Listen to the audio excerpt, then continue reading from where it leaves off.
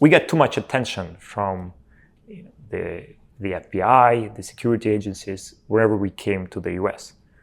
So to give you an example, last time I was in the US, I brought an engineer that is working for Telegram, and there was an attempt to secretly hire my engineer behind my back by cybersecurity officers or agents, wherever they are called. The US government tried to hire your engineer? That's my understanding. That's what he told me. To write code for them or to break into Telegram? They were curious to learn which open source libraries are integrated to the Telegram's app, on the client side, and they were trying to persuade him to use certain open source tools that he would then integrate into the Telegram's code that, in my understanding, would serve as backdoors. Would allow the US government to spy on people who use Telegram? The US government, or maybe any other government, because a backdoor is a backdoor regardless of who is using it. That's right. And that's a little surprising to hear. Maybe it's not surprising, it's offensive. You're confident that happened? Yes. There is no reason for my engineer to make up the stories. Also because I personally experienced similar pressure in the US. Whenever I would go to the US, I would have two FBI agents greeting me at the airport, asking questions. One time I was having my breakfast at like 9 a.m. and the FBI showed up at my house that I was renting.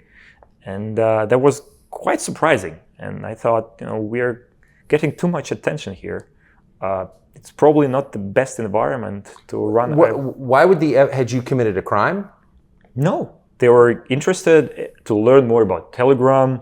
They knew I, left Russia. They knew what we were doing, but they wanted details. And my understanding is that they wanted to establish a relationship to, in a way, control Telegram better. I understand they were doing their job. It's just that for us running a privacy-focused social media platform, that probably wasn't the best environment to be in. We want to be focused on what we do, not on government relations of that sort. Government relations. So then you came to UAE, to Dubai. Yes. How often do you intersect with the National Security Agency, NSA? And I ask that as someone whose texts were read by them. So I know that they're very active in this world. What's your experience been?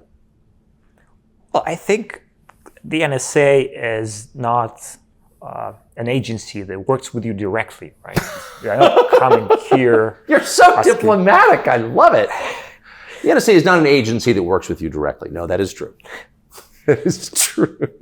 So my knowledge of my interactions with the NSA is very limited. Yes. I could read something in the newspapers about, my phone being penetrated with Pegasus or something like that. I have no idea whether it's true or not, but this is the only source of information I can have about me personally being of interest to any of the secret agencies. But you've got to think, even though you haven't done an interview in 7 years-ish, it's widely known by people who are interested who you are and your role in this. I mean, you've got to think you're under just crazy amounts of surveillance, wouldn't you think? That's probably true. It would sound funny, but I assume by default that the devices I use are compromised. Yeah. Because you will still use an iPhone or an Android phone, and after experiencing what I experienced in the US, I have very limited faith in platforms developed in the US from a security standpoint. Yes, privacy standpoint. Exactly. Yeah.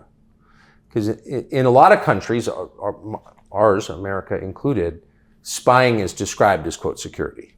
You're looking at it from the other perspective. You're assuming that security is privacy and my right not to be spied upon, but big governments describe spying upon you as security. Thank you for this correction.